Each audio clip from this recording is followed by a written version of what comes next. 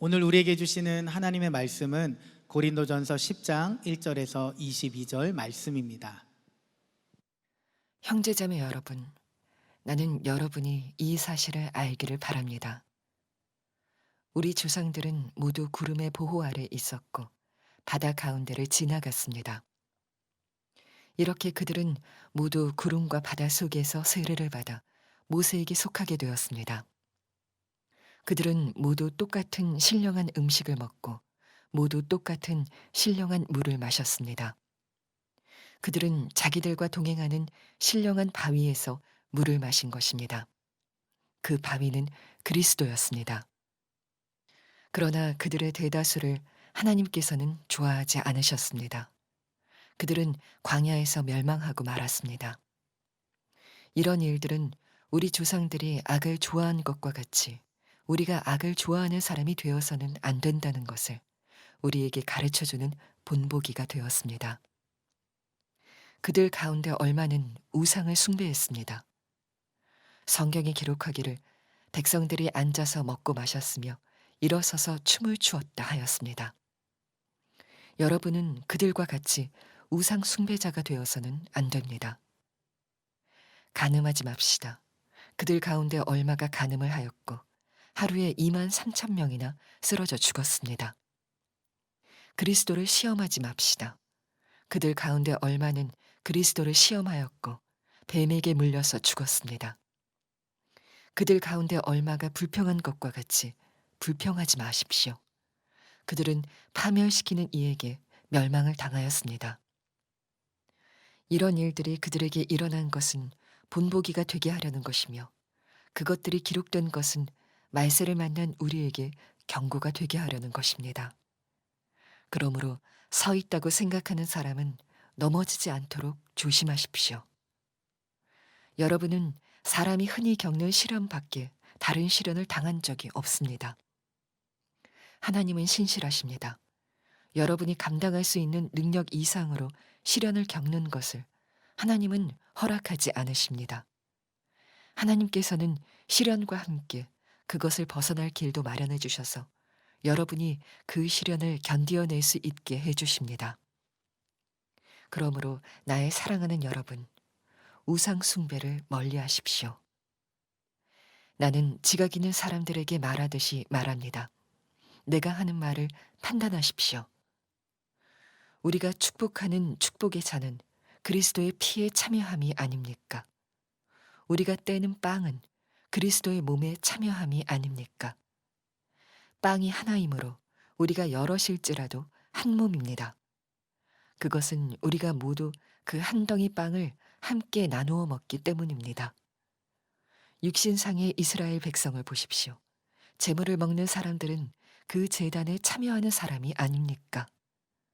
그러니 내가 무엇을 말하려는 것입니까? 우상은 무엇이고 우상에게 바친 제물은 무엇입니까? 아무것도 아닙니다. 이방 사람들이 바치는 제물은 귀신에게 바치는 것이지 하나님께 바치는 것이 아닙니다. 여러분이 귀신과 친교를 가지는 사람이 되는 것을 나는 바라지 않습니다. 여러분은 주님의 잔을 마시고 아울러 귀신들의 잔을 마실 수는 없습니다. 여러분은 주님의 식탁에 참여하고 아울러 귀신들의 식탁에 참여할 수는 없습니다. 우리가 주님을 질투하시게 하려는 것입니까? 우리가 주님보다 더 힘이 세다는 말입니까? 아멘. 어려움의 때가 계속 되고 있는데요. 여러분 주님의 이름으로 힘내시고 또 매일매일 승리하시기를 정말 주님의 이름으로 축복합니다. 온라인으로도 여러 형편과 사정상 예배드리시는 성도님들 계실 텐데 가정에서 예배드리는 일이 쉽지 않지만 이번 기회에 정말 하나님과 더 친밀해지고 또 가정에서 드리는 예배 가운데서도 주의 임재를 경험하는 특별한 은혜가 있으시기를 축복합니다. 코로나의 기세가 참 두렵습니다. 전 세계적으로도 그렇고 우리나라 상황도 이게 호락호락하지가 않은 것 같습니다. 경제가 침체되고 이 일로 인해서 직장을 일터를 잃어버린 분들도 더러 계신 것들을 보게 됩니다.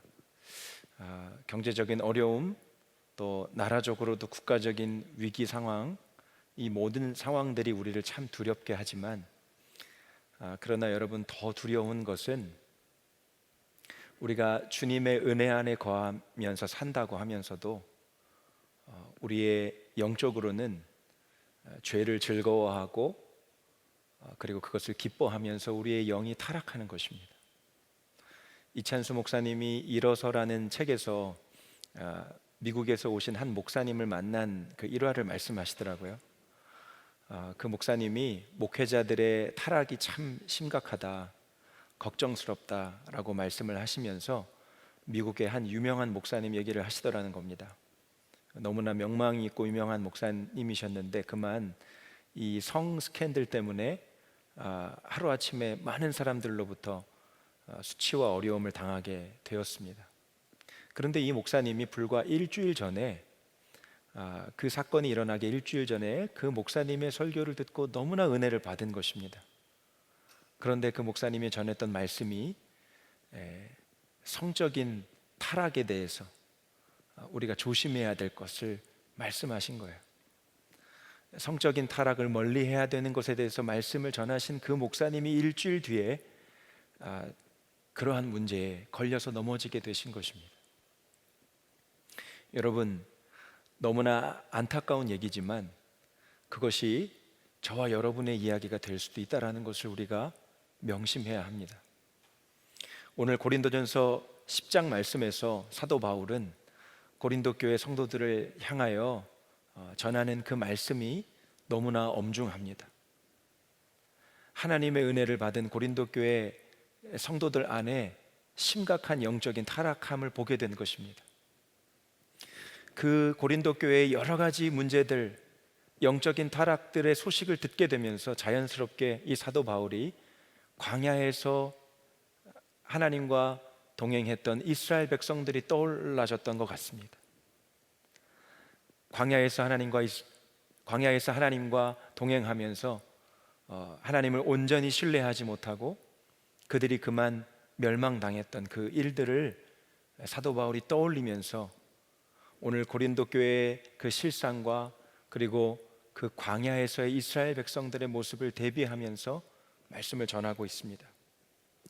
1절부터 4절까지의 말씀을 보면 이렇게 기록합니다. 우리 조상들은 모두 구름의 보호 아래 있었고 바다 가운데를 지나갔습니다. 이렇게 그들은 모두 구름과 바다 속에서 세례를 받아 모세에게 속하게 되었습니다. 그들은 모두 똑같은 신령한 음식을 먹고 모두 똑같은 신령한 물을 마셨습니다. 그들은 자기들과 동행하는 신령한 바위에서 물을 마신 것입니다. 그 바위는 그리스도였습니다. 이스라엘이 하나님으로부터 받은 은혜가 너무나 컸습니다. 400년 동안 출애굽, 400년 동안 광야에서 노예 생활을 하면서 정말 노예처럼 살았습니다. 죄의 노예로, 하나님과는 무관한 백성으로 그렇게 살았습니다. 그랬던 이스라엘 백성들을 구출하셔서 구원하셔서 출애굽 시키시죠. 오늘 말씀에 보니까 그들이 구름과 바다에서 세례를 받았다라고 말씀합니다. 여러분, 세례가 무엇입니까? 예수 그리스도로 죽고 예수 그리스도로 다시 살았다라는 거예요. 새로운 생명으로 거듭났다라는 것입니다. 이스라엘 백성들이 홍해를 건너면서 애굽에서 노예 생활했던 그 죄악된 그 실상과 그 자아를, 그 옛 삶을 홍해 바다에 다 던져버렸다는 거예요. 그리고 그 홍해를 건너는 가운데 새로운 생명으로 거듭났고 하나님의 백성이 됐다는 것입니다. 하나님의 주인으로 삼고 그리고 그 주인 대신 하나님을 모시며 사는 새로운 인생이 시작이 된 거예요. 그들이 신령한 음식을 먹고 신령한 음료를 마셨다고 그랬습니다. 그 반석에서 난 신령한 음료는 하나님께서 주신 것이었어요. 그 반석은 예수 그리스도였다라고 사도 바울이 표현합니다. 무엇입니까? 그들이 광야에서 하나님이 주시는 성찬을 받은 것입니다. 400년 동안 극심한 노예 생활로 죄의 종노릇하며 살던 그 백성이 하나님의 백성으로 바뀌어지게 되고 하나님의 엄청난 은혜를 누리게 된 것이에요. 누구 한 사람도 그 은혜를 피한 사람이 없습니다. 소수만 누린 것이 아니라 모두가 다 그 은혜를 누렸어요. 1절에 우리 조상들은 모두 구름의 보호 아래에 있었고, 2절에도 그들은 모두 구름과 바다 속에서 세례를 받았고, 3절에서 그들은 모두 똑같은 신령한 음식을 먹고 모두 똑같은 신령한 물을 마셨다. 이렇게 하나님으로부터 받은 은혜가 너무나 컸지만 그 결국은 어떻게 되어집니까? 여호수아와 갈렙을 제외하고 모두가 다 광야에서 멸망당하고 맙니다. 그 이유가 무엇일까요? 이스라엘 백성들, 그들은 하나님의 은혜 안에 거하고 있으면서도 동시에 죄를 즐겨하며 좋아했다라는 거예요. 6절 말씀에 이런 일들은 우리 조상들이 악을 좋아한 것과 같이 우리가 악을 좋아하는 사람이 되어서는 안 된다는 것을 우리에게 가르쳐주는 본보기가 되었습니다. 하나님의 살아계심, 하나님의 구원하심, 하나님의 보호하심, 하나님의 공급하심을 그 모두가 다 누렸지만, 그러나 동시에 우리 안에 있는 여전한 죄악, 그 죄의 즐거움을 놓지 못했다라는 것입니다. 사도 바울이 오늘 이 이스라엘의 죄악과 그리고 고린도 교회 성도들의 모습이 너무나 똑같다라는 것을 우리에게 말씀해 주고 있어요. 우리에게 아주 중요한 본보기임을 말씀해 주고 있습니다. 뿐만 아닙니다. 오늘 이 시대를 살아가는 우리들에게도 중요한 본보기인 것을 경고하고 있어요. 11절 말씀입니다. 이런 일들이 그들에게 일어난 것은 본보기가 되게 하려는 것이며 그것들이 기록된 것은 말세를 만난 우리에게 경고가 되게 하려는 것입니다. 말세에 구원받은 성도들에게 마귀는 끊임없이 유혹하고 시험합니다. 하나님의 은혜가 족한 줄 알지 못하게 해요. 거기에 만족하지 못하고 육체의 욕심과 마음에 원하는 바를 이루는 것이 행복이야 라고 속이며 꾀입니다. 에베소서 2장 3절에 전에는 우리도 다 그 가운데서 우리 육체의 욕심을 따라 지내며 육체와 마음에 원하는 것을 하여 다른 이들과 같이 본질상 진노의 자녀였다. 이 악한 사단 마귀의 역사가 오늘도 계속됩니다. 우리를 계속 유혹하고 시험해요. 그래서 이스라엘 백성들과 같이 하나님의 은혜 안에 살면서도 그 은혜에 만족하지 못하고 죽음에 이르도록 우리를 미혹하고 시험하는 그 악한 마귀의 권세가 오늘도 있습니다. 그러므로 사도 바울이 12절 말씀에 간절히 호소하고 있는 것이에요. 그러므로 서 있다고 생각하는 사람은 넘어지지 않도록 조심하십시오. 이미 선 줄로 생각하고 있는 사람, 넘어질 수 있으니 조심해야 합니다. 예수 그리스도로 말미암은 그 구원의 은혜를 누린다고 생각하는 너, 예수 믿고 세례도 받고 성찬도 받고 하나님의 백성이 되어서 이제 모든 것이 다 이루어졌다라고 생각하는 너, 자만하고 착각하고 그리고 교만 가운데 있는 너, 넘어지지 않도록 조심하라. 그렇게 강력하게 우리에게 외치고 있는 것입니다. 여러분, 오늘 이 말씀이, 사도 바울의 이 경고의 말씀이 여러분에게도 심각하게 들려지십니까? 왜 하나님의 은혜 아래 있으면서 우상을 섬기고 있느냐? 왜 하나님의 은혜 아래 있으면서 하나님을 시험하느냐? 왜 하나님의 은혜 안에 있으면서 하나님께 원망과 불평하며 사느냐? 어떤 분은 이렇게 말할지도 모르겠어요. 가끔 하나님께 불평하고 원망한 적은 있지만 제가 우상 숭배자가 되었던 적은 없는 것 같은데요.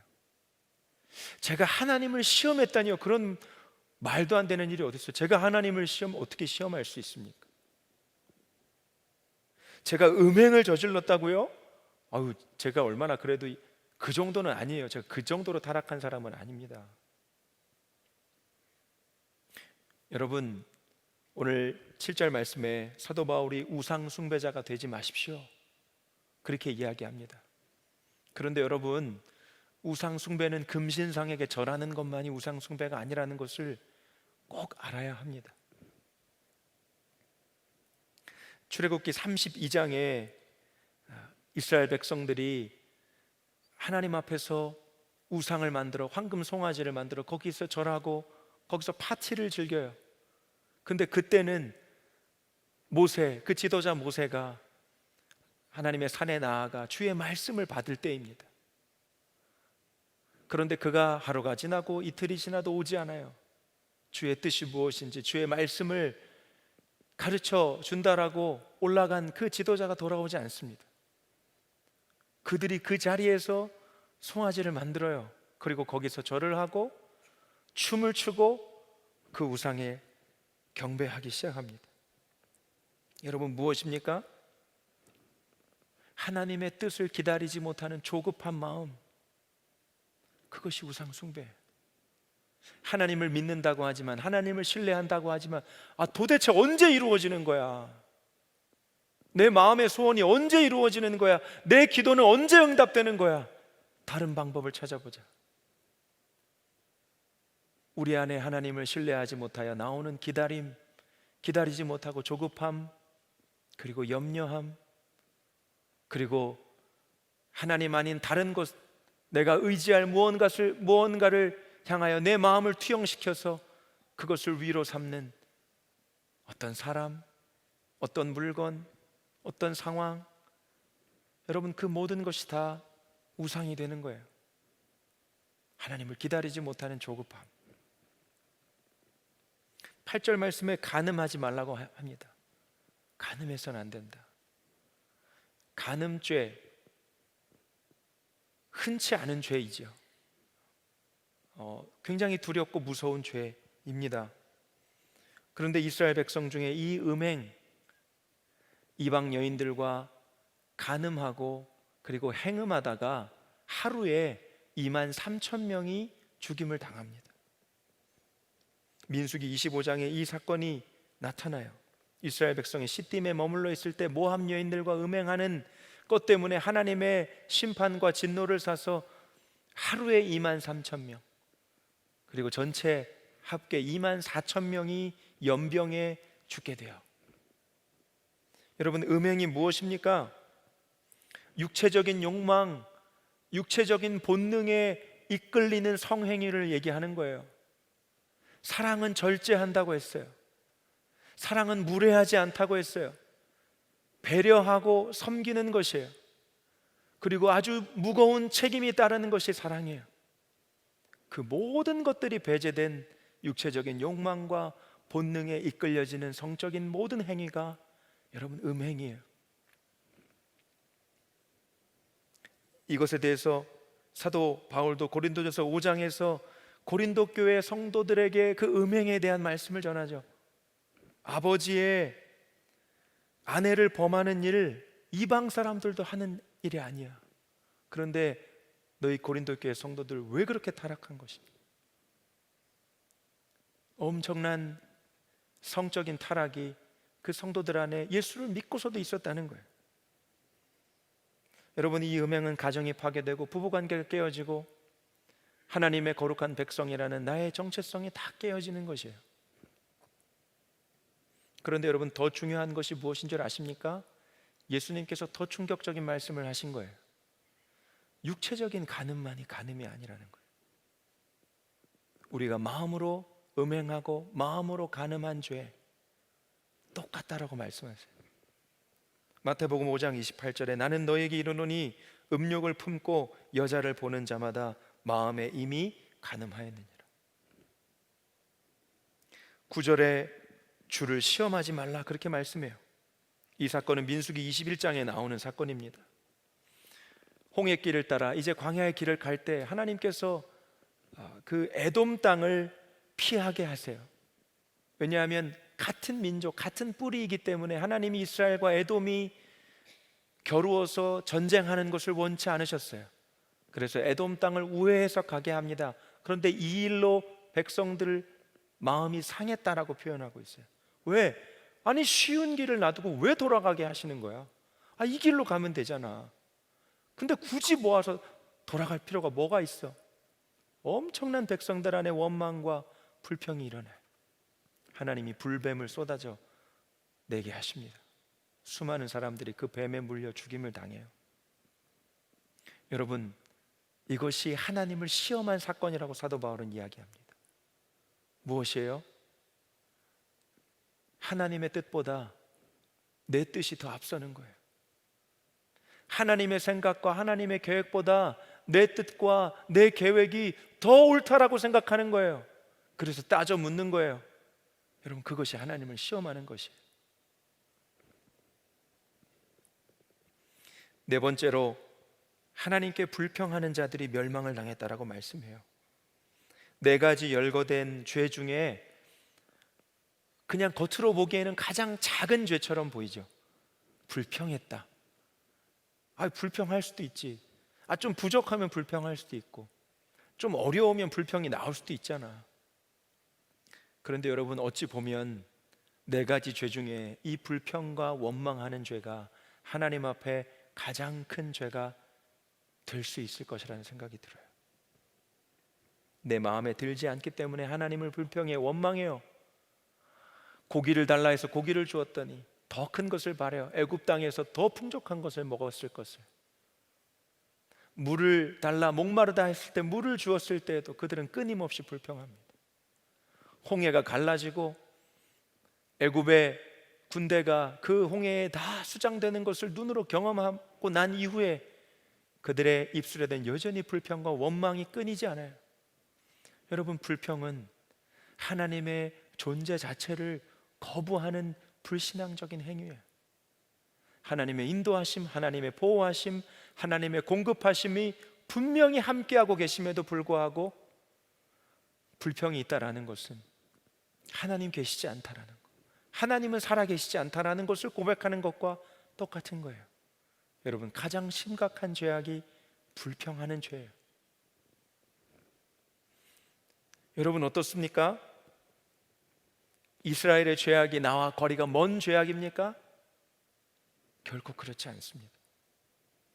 우리가 예수님을 믿는다고 하면서도, 예수님이 나의 주인이라고 고백하면서도, 그리고 예배에 참여하면서도 여러분, 여전히 우리 삶 가운데 우리 마음에 이러한 시험과 이러한 죄악들이 꿈틀거리고 있다면, 여러분, 우리가 주님 앞에 나는 그리스도인입니다, 나는 하나님을 믿는 백성입니다 라고 떳떳이 말할 수 있을까요? 사도 바울은 이것에 대해서 경고하고 있는 것이에요. 성찬에 대해서 말씀합니다. 16절에 우리가 축복하는 축복의 잔은 그리스도의 피에 참여함이 아닙니까? 우리가 떼는 빵은 그리스도의 몸에 참여하는 것이 아닙니까? 우리가 지금 코로나 상황으로 성찬을 받지는 못하지만 우리가 한 달에 한 번씩 성찬을 다 받잖아요. 여러분, 성찬을 받는다는 것은 내가 세례받은 교인이라는 거, 그거 확인하는 것이 아닙니다.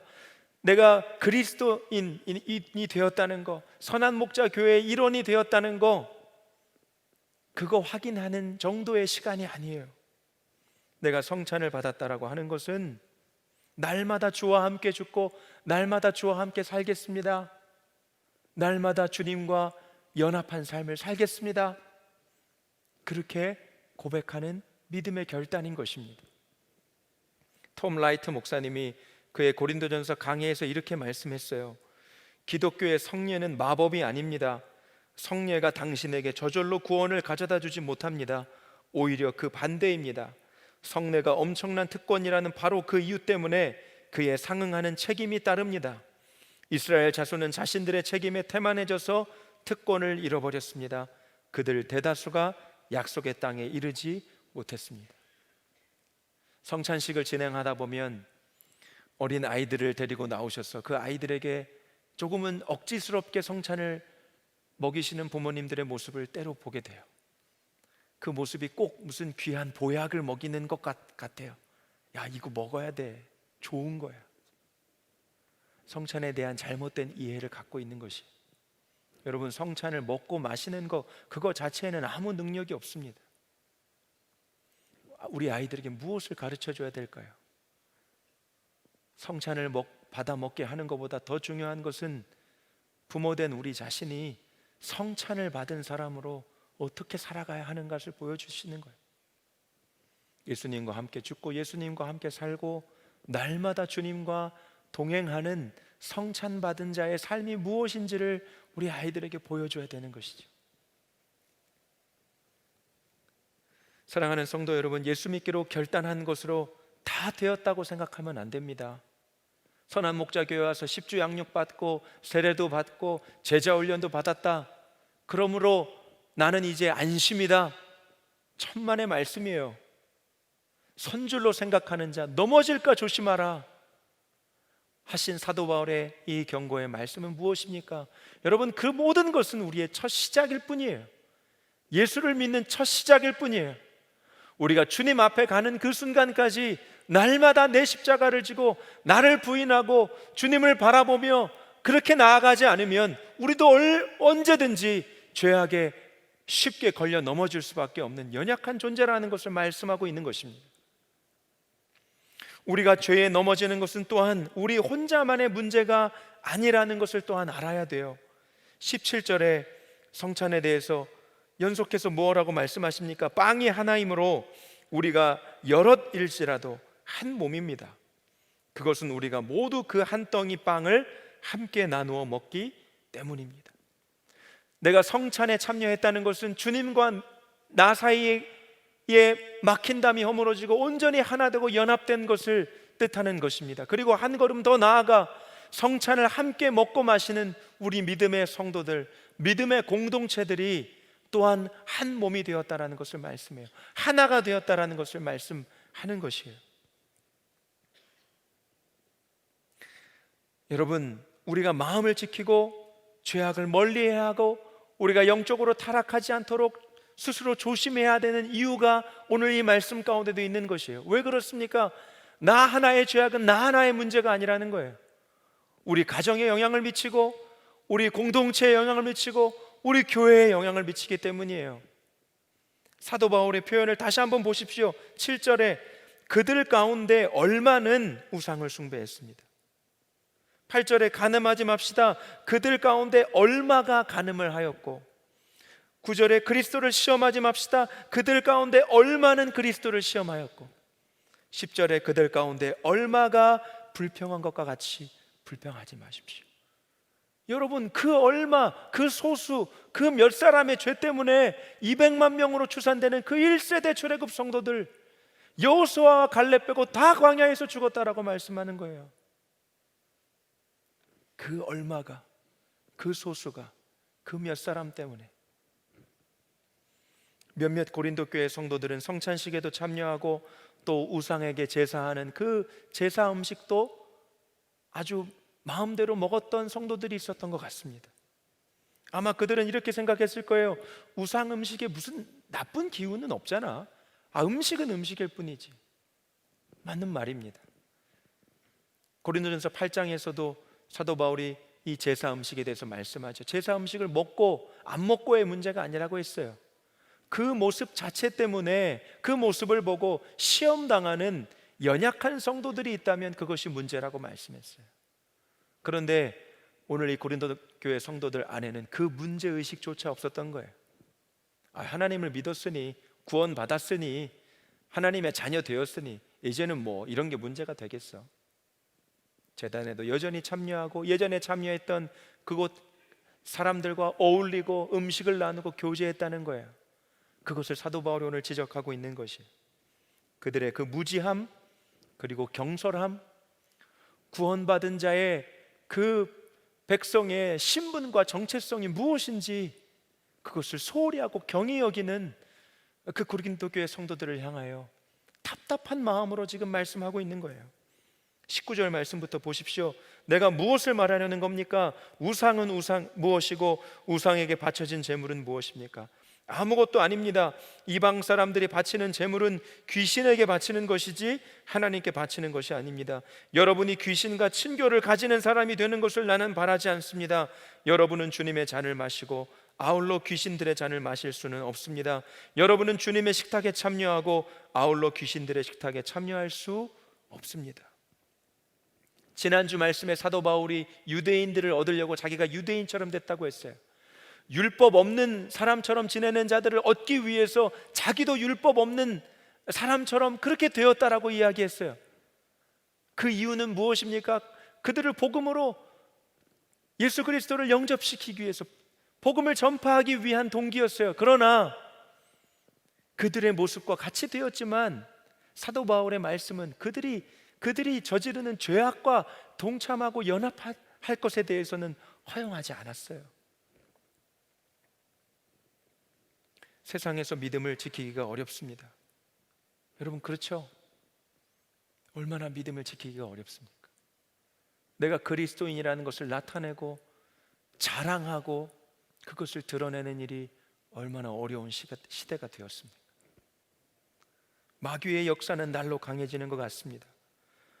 마귀의 그 유혹과 시험은 날로 더해지는 것 같습니다.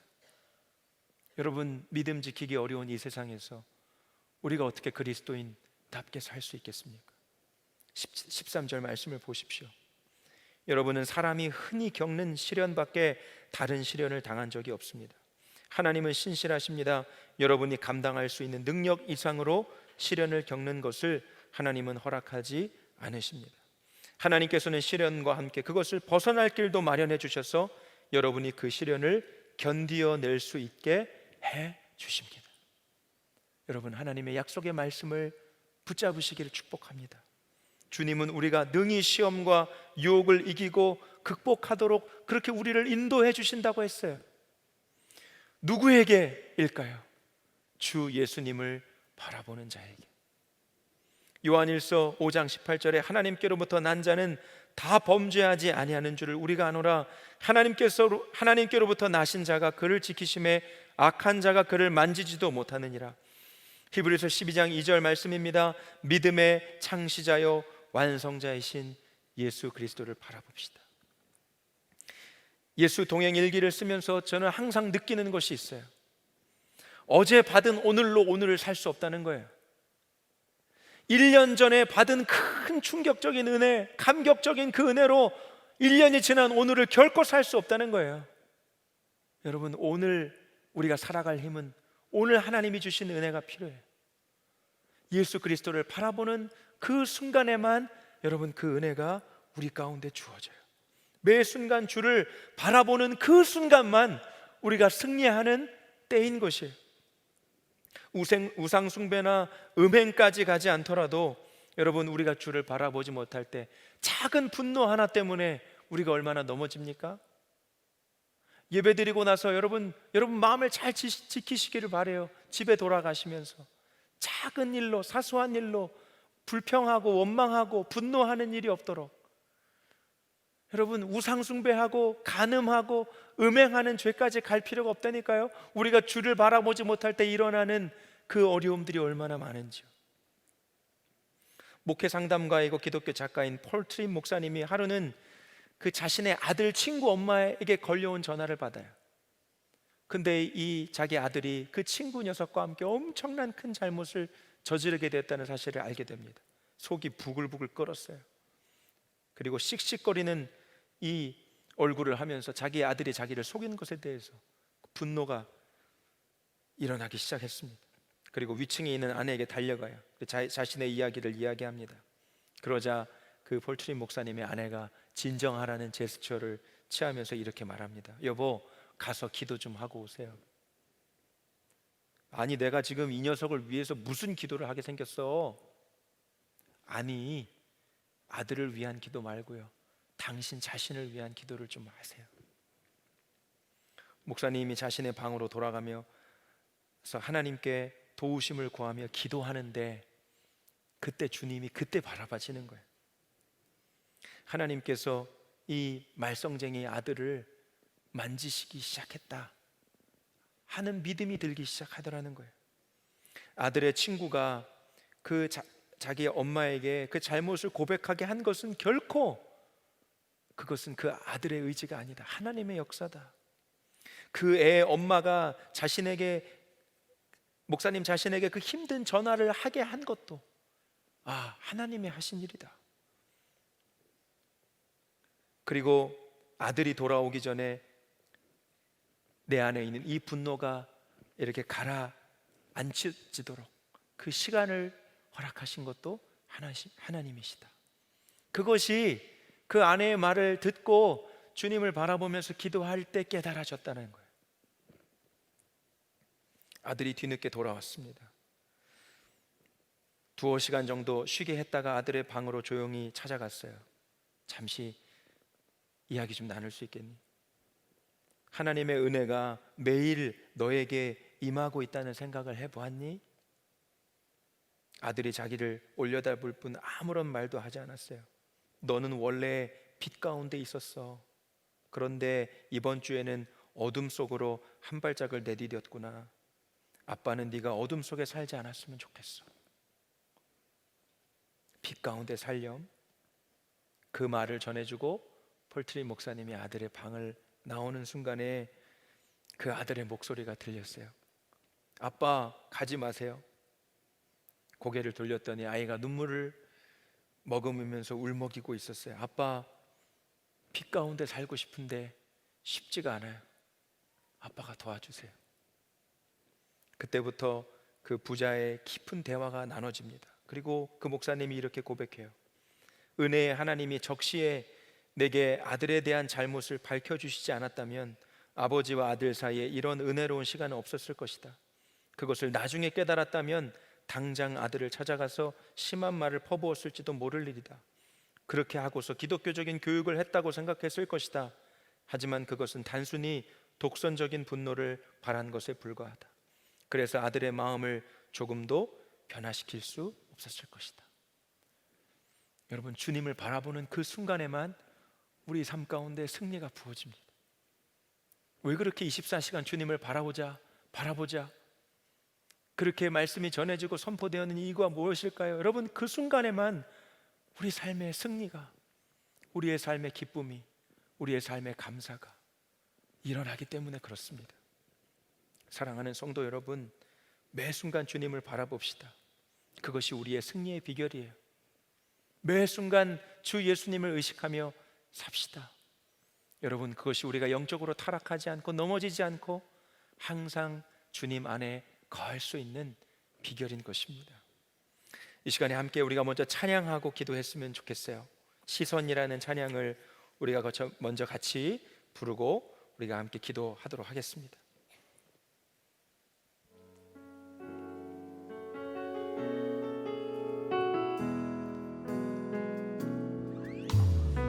때로부터 눈을 들어 주를 보기 시작할 때 주의 일을 보겠네.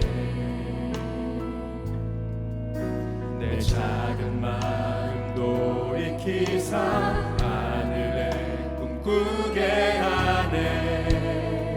주님을 볼 때 모든 시선을 주님께 드리고